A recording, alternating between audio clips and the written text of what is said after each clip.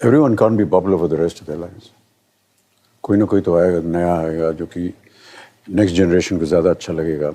And to just say, I'll take a break for 3 years and then come back and assume that, you're going to be in the same position is a fallacy. The one aspect of the film industry I think many people cannot comprehend and often use it as the low-hanging fruit insults on social media towards celebrities is that transient nature of stardom. There is a phase in every actor's career where every creative decision seems to be resonating with the audience. This flow state often translates into popularity and many people get tagged as stars. This flow state reflects on the box office numbers of their films consistently, and the sooner actors realize that the power comes with success, the longevity of their careers is reflective of the same motto. It's driven by success. It's not driven by excellence. It's not driven by achievement. It's just essentially, primarily driven by success. And nobody knows what success is and how to get it. So I think that's an insecurity that lies in this profession because of the nature of it. What's important to acknowledge is that when your sense of self is dictated by others' opinion of you, individuals comprehend this constant pressure in different ways. Some individuals can segregate the oscillating nature of the industry and their positioning regarding popularity among the audience due to the core family and friends that act as anchors for them, irrespective of the outcome of their films, whereas others find it absolutely impossible to reinvent themselves when the same love that they once received from the masses seems to fade away. On a very micro scale, this is true for social media stars also, who tend to fade into oblivion and find it tough to recover in life when the audience isn't as engaged with their content anymore. Before I specifically talk about the actors and their personal experiences of dealing with such transitions in the film industry, I also want to acknowledge how the industry is mostly patriarchal with its setup and the celebration of those stars. So while actors like Sridevi and Madhuri Dixit have experienced their own level of stardom, where the ticket purchase would be dictated by their association with the film, the industry and its production of stars has mostly been restricted to male actors. Whether it's reflective of the industry or our society in general is debatable. At one point of time, the Holy Trinity of the film industry was considered to be the trio of Dilip Kumar, Raj Kapoor and Dev Anand.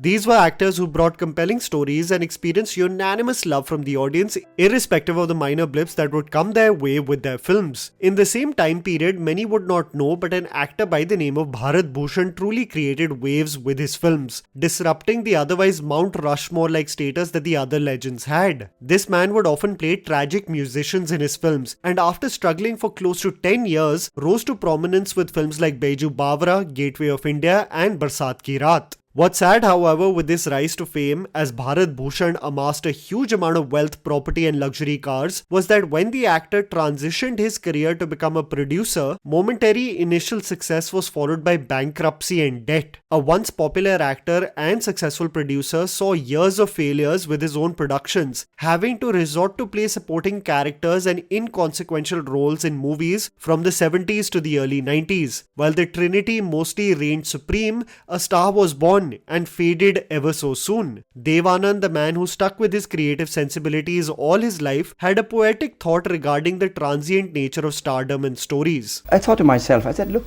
every personality needs to be changed. You get stale, and stalemate can spell death, a death knell to personality. I said, change it, Dev. If you ever get to read Shekhar Gupta's piece on Dev Anand, it's truly a fascinating one, as he speaks in great detail about the female actors he worked with, but more importantly said, a star is always a star, and a star has to always be predictable. Once you become a star, you have to lead a star's life forever. Stardom is like your skin. You either lose it or die in it. It reflected on the restrictive nature of most stars and how they have to pander versus go with their gut, what can often be debilitating. The rise of Rajesh Khanna is also something that is well documented. An unparalleled star in every right. Many people consider no one has seen stardom like that man, especially in the late 60s and early 70s. उसमें कुछ fans letter ऐसे आते थे कि लड़कियां अपने खून से उसको खत लिखती थी.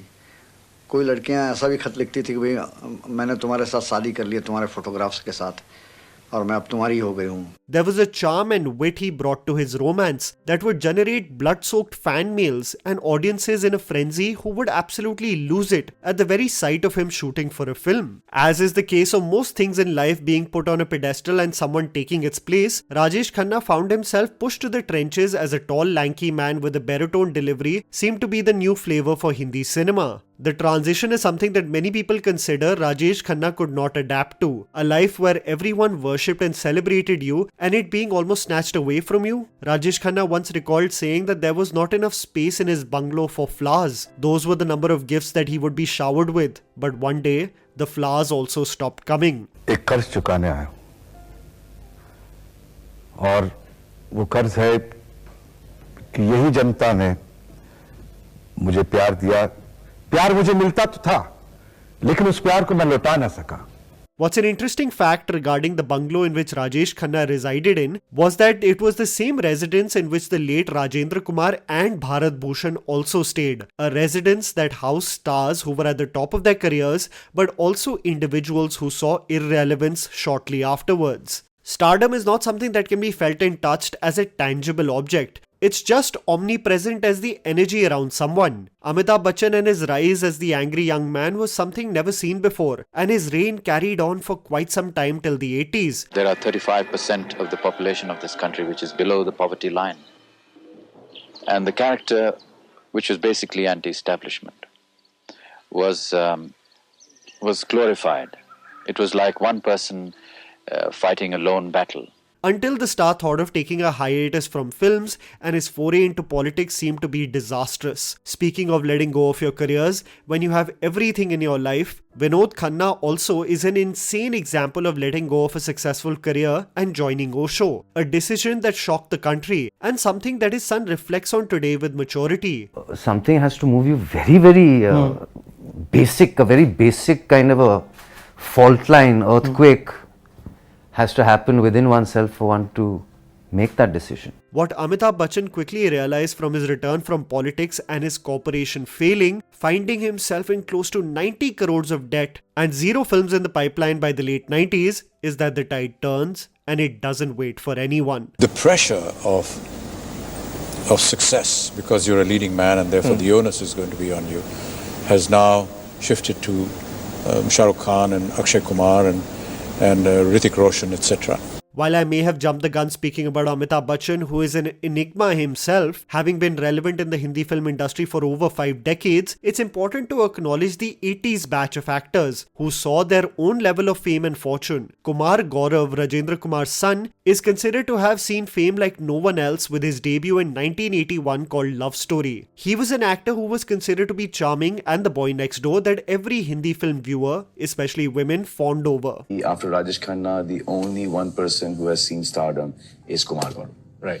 Terrible creative choices followed by rifts personally, something that I can only speculate about, also led to a superstar quickly dwindling into oblivion. Govinda was another case of a mass hero like people had not seen before. He had the acting chops in dramatic roles, had the natural comic timing like no one else, and would move like an absolute dream. When you see young interviews of Govinda, you almost feel like he preempted his own downfall. मुझे मालूम है कुछ जो है वैसा रहेगा नहीं, जो कल जो होगा वैसा रहेगा नहीं, जो परसों है वैसा रहेगा नहीं, हमेशा चेंज होता रहता है ना. While Govinda's transition into irrelevance maybe had more to do with his stubbornness in still wanting to be a star, the entry of young actors in the 90s, namely the Khans, truly disrupted the system. The loverboy images of Salman and Amir Khan and the anti-hero in the form of Shah Rukh Khan truly marked the start of a new era in the Hindi film industry. The likes of Ajay Devgan and Akshay Kumar also made their mark in the action genre, and one really thought, is this just going to be another batch of actors who will come and go, or will they be able to sustain themselves for decades to come? While the oscillating nature of their careers has followed,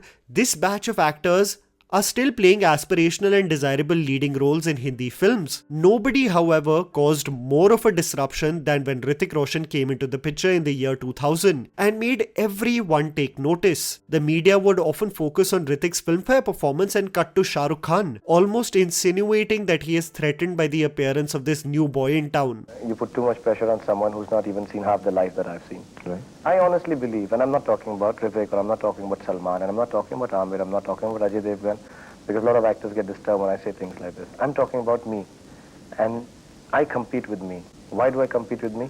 Because I don't think anybody else is good enough. And I don't mean to deride anyone, because if I start looking around me and competing, then everybody I have to compete with.